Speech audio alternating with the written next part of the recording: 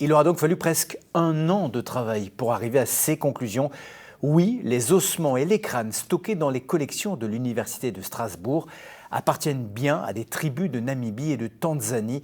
Ils sont arrivés à Strasbourg à la fin du 19e siècle, lorsque la ville était encore allemande.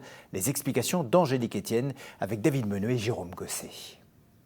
Ils sont stockés dans les tiroirs de l'Université de Strasbourg depuis plus d'1 siècle. Mais depuis hier, ces crânes et ces ossements sont officiellement identifiés. Ils appartiennent à 2 tribus africaines, l'une namibienne, l'autre tanzanienne.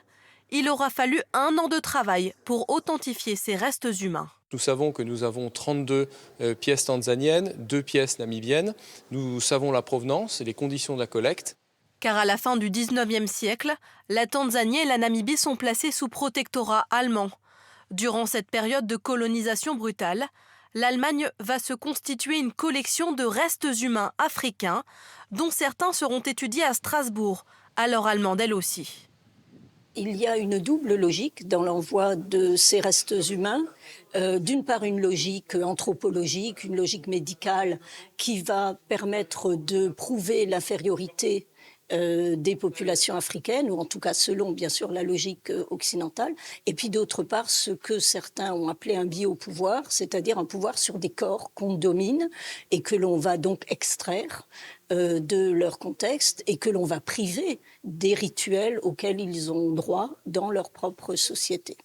Ces authentifications arrivent dans un contexte où la loi française a évolué. Depuis décembre dernier, les pays qui en font la demande peuvent se voir restituer des restes humains issus de nos collections publiques.